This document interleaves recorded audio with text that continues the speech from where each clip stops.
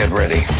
Hey there friends, and welcome to the finale review of The Mandalorian. We did say way back when The Mandalorian started that we're going to review the first episode and then review the entire series. So here we are. So let's get to it.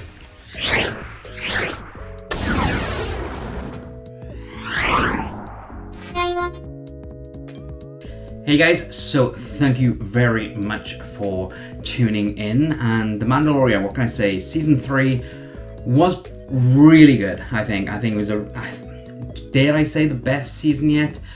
Probably not, because I loved the first season. I loved the difference of it and the origin, but I do believe it's almost on par with the first season. Season 2 did have a little bit of a dip, but season 3, wow, what a ride. It had everything in it, from great storylines, CG. They had characters in this season which we would know, like it was Seb from Rebels, so they've done him and they put him in exactly how he is, just like how they should be, really, because there was a lot of concern in Obi-Wan about the Grand Inquisitor. They didn't look anything like the Grand Inquisitor from Rebels, so they just did Seb purely as he should be, and it was great. It was really good to see that. I'm not a big lover of Rebels myself. It's okay. It is a great series, and I am looking forward to Ahsoka, to see Sabine and Ezra and what's the droid called? You tell me in the comments what the droid is called. But no, it was a good little nod to the Rebels there, or the Resistance, or the New Republic now, aren't they? Right. Anyways, I digress. But no, it's good to see some older characters coming back. So you had IG coming back in a way, in a form, without spoiling things for you there. But no, I thought it was really nice how they handled Grogu, because obviously at the end of Book of Boba Fett, he returns to the Mandalorian, and they have that bond again, and it grows and grows on there. The acting, I thought, was phenomenal. Kitty Sackhoff, who plays Bo-Katan Kryze, she was the voice in the Clone Wars and in Rebels for Bo-Katan, so it's great that they actually brought her in to actually do her role. I thought that was really, really nice. That was a really nice touch, that. So hats off to you there. Pedro Pascal, he is just such an amazing character, so diverse, and it's like, back when season 1 was out and I reviewed that and I was speaking about season 1, it's like you can tell his facial expressions even when his helmet is on, which it continues with this. It's like, I think it's great. I think it's a fantastic bit of acting that all he needs to do is just nod ahead, and you know exactly that his face will be like, really, or something like that, and it is fantastic. But you see him becoming more of a fatherly figure in this season, which is good. It's just like if you've seen The Last of Us, where you see Joel's relationship with Ellie from the start to the finish. It's like with Mandalorian, it's kind of he learns to like Grogu far sooner than he does in Ellie, but no, he's such a phenomenal actor, and yeah, I just cannot fault him with that. You do get a bit more CG Grogu in this, but the vast majority is a puppet, which I love. I do actually love that. I'm not a big lover of over CG, so it is nice to see a lot of puppetry there. What else can I say that's not no spoilers? I want to try and get away with the spoiler-free stuff first, and then go into some spoilery territory after. Music is on point, as always. Out of all the Star Wars TV shows, I do think that this is the best. It is unique. It's not very Star Warsy, if you know what I mean.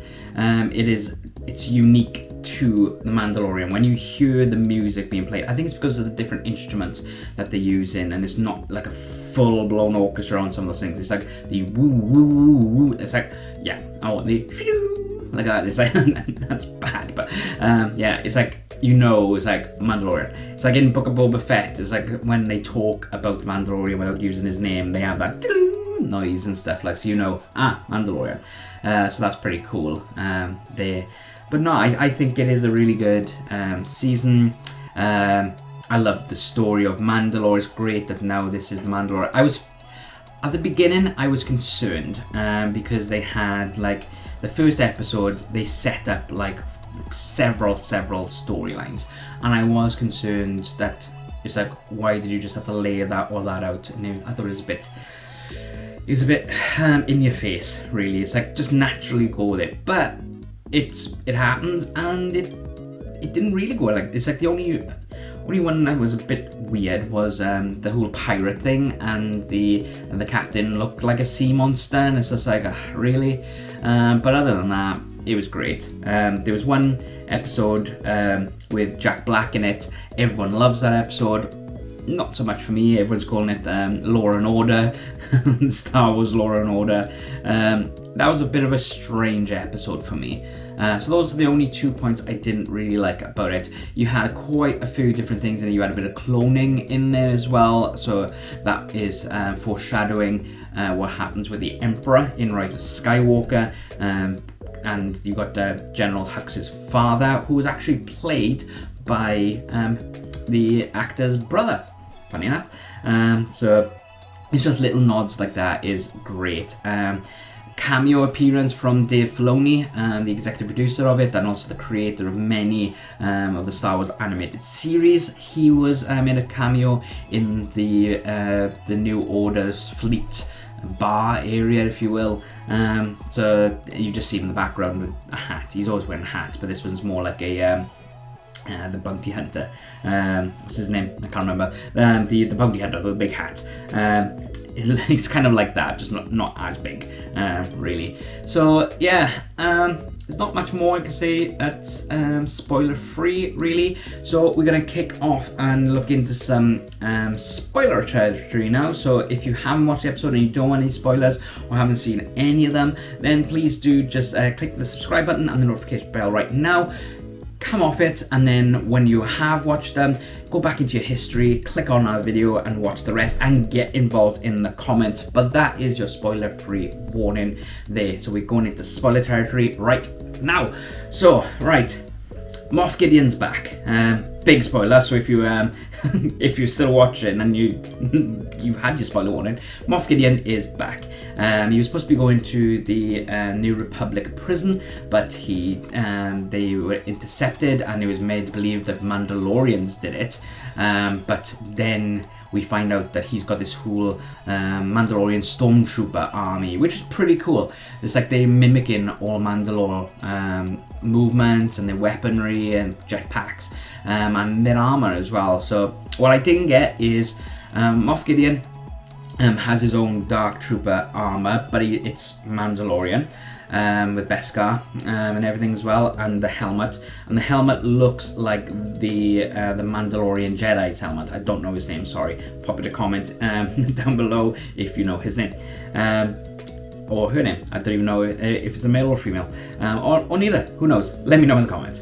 But yeah, it's like, so he's mimicking, he's mocking them, rather, on that. So, and all the clones are his clones, and he said he's trying to infuse the Force with them. Now, they say that you can't clone the Force, but in Star Wars Force Unleashed 2, I know Force Unleashed has been told is not canon, but in that, they do say that they have cloned the Force. And they're saying, well, you can't clone the Force, but it's like, well, you can, blah, blah, blah. So who knows if that thing, but he's not a Force sensitive person anyway, so would that have worked?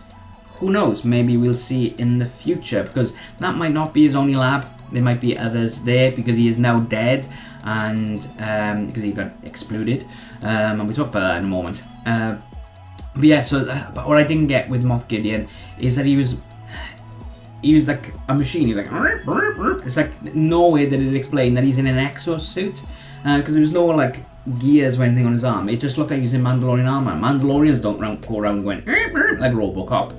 So I didn't get that. I really didn't get that. I don't know whether I missed something when he was explaining that he's got this these gyros in the suit and things. I'm not too sure. But no, that was pretty good, and I'm glad that they did keep Moff Gideon along with the ride on this. We'll keep it on bad guys a second. So we didn't get to see Admiral Thrawn in this. He's mentioned in it in like a little meeting with all these different Imperial people. If you can hear like a loud thing at the moment, the garbage truck has arrived outside, so apologies about that. But yeah, so you didn't get to see Thrawn, which I'm a little disappointed, but I'm okay with as well, because we know that Thrawn is the main bad guy and the main whole concept of Ahsoka. So I'm looking forward to that, and it's coming in August 2023, which is this August coming.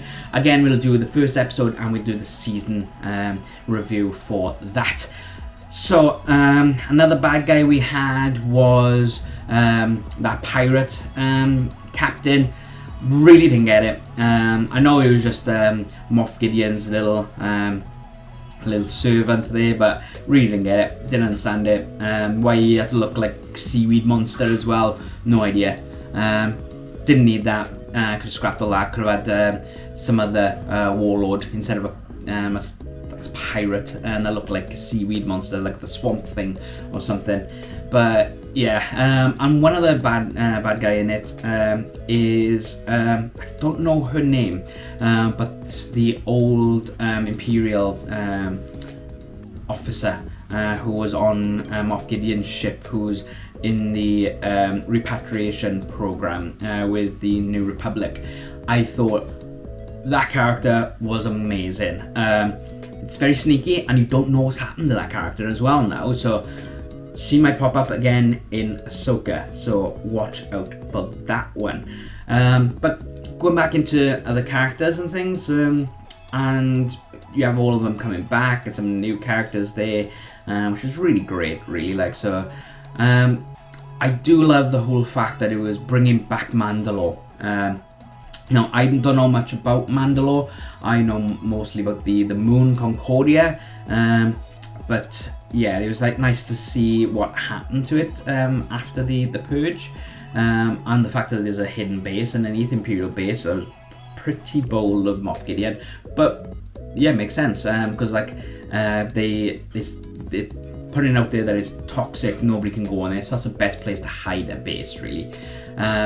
And you get to see the Mandalorian creature as well in the depths. Now, I did like the whole joining Mandalorian forces together, and hopefully they will stay together now that they're back on their home planet. And hopefully we'll see a little bit of them in Ahsoka. I don't want too much, but we shall see about that. So it was great about Bo-Katan and Din Djarin coming in and going into the underneath the planet first of all and exploring that, and then you had a creature that kind of looked like Grievous. I thought it was going to be Grievous at one point, but they didn't go down that route. And yeah, I just thought it was fantastic. The cinematography in this, it changes. It's like it started off like the Western feel again, but then it kind of goes into, by the end of the series, it's back as like this is a Star Wars series. So like the filming does change with the way that it's done, because like you had the quick draw on Navarro at the beginning. But then you just had these big epic scenes then in the end of the series. And apart from the very, very end scene when Din Djarin and Grogu, or Din Grogu, because Din Djarin has now adopted him, which was adorable. And they're just there with his cabin, and he's there with his feet kicked up, kind of like an old Western. You see these cowboys kicking up their feet next to the saloon. I almost said salon then. The saloon. And it did the old Western thing, which I thought was very cheesy. Didn't really like, but oh well. the old Western circle silhouette come down on Din and Grogu. Din and Din. So yeah, I was about like, there was no post-credit scene at all. So if you are thinking it's gonna be a post-credit scene, because what happens with quite a few Disney Plus things is as soon as the animated credits are done and the text credits come up, it'll minimize that screen and recommend something else for you to watch. But this one, and then sometimes you don't see the post-credit scene, you just think, oh, that's at the end. So I went and clicked back on the credits, and it came up and there's no end credit scene, just the scroll. So what does that mean? That Mandalorian is done? It feels like it is done. The story does feel like it's all wrapped up very nicely, and I'd be happy that is the end. But saying that, Jon Favreau, who is the writer, the executive producer of the whole thing, pretty much of any Star Wars thing, Jon is the one behind it all. He's confirmed on a French radio station apparently that he's already written season 4. So who knows? But is that season 4? Meaning this was season 4, and like Book of Boba Fett was season 3. No, who knows? Because Book of Boba Fett was Mandalorian 2.5 really. But also, they did announce in Star Wars Celebration that there's going to be 3 new films, Star Wars films, and one of those films is going to be tying off Ahsoka, Book of Boba Fett, and Mandalorian. So that'd be quite nice to see there. So whether they're on about season 4 is that movie, we don't know really. So I am looking forward to that movie, especially if Ahsoka, Din Djarin, the Rebel characters as well, if they're all going to be in it. And I hope they make it epic and not just like a movie version of the series. It's got to be cinematic. It's got to be big wow. There's got to be deaths in it. That's what was lacking in this season. There was one main character death really, apart from Moff Gideon. But yeah, it was just a bit okay. So something I forgot to talk about the death of Moff Gideon. So Bo, Grogu, and Din are fighting against Moff Gideon, and this big Liberator, I think it's a Liberator class, ship's coming down and destroying the base, and Moff Gideon gets engulfed in flames, so we assume he's disintegrated. And Bo comes around with his little tiny shield to block them, and I was just like, really, that little shield's gonna help you with all this like incinerating flames? But then it cuts back and Grogu's shielding them, and I was like, well, okay, that makes more sense there. So, and I like that. There's like the 3 of them coming together. I'd ship Bo-Katan and Din Djarin. Yeah, I totally would. I could see them 2 together. I highly doubt they will, but no, I can see that together. So, but that's it pretty much, guys. I'm not going to go into too much detail about things. Those are just things that I liked, and some of the things that I didn't really like. As you can tell, overall, I loved it mainly. So I am looking forward to Ahsoka next. We do have Star Wars Visions coming out on May the 4th as well. I will be doing the What's on Disney Plus for May, including some May the 4th Be With You stuff for tomorrow. So that video will be coming out tomorrow, so check that out. Also, thank you very much for all the love you've been showing us on our Florida vlogs. Please do keep watching and sharing them out. We really enjoyed making those videos for you guys. It was fun being out there, but also sharing it with you as well. I shared with you my very emotional moment of when I went to Galaxy's Edge and saw the Millennium Falcon for the first time. Spoilers, I did cry, and you can see that all on camera, so make sure to check out those vlogs every Tuesday and Friday. I think for the next 5-6 weeks we still got vlogs coming out, so we got plenty of content on this channel, so make sure to click that subscribe button and a notification bell. We won't be having a Saturday video this week, but we got lots of other content, so make sure to check those out. But with that being said, until next time, bye guys.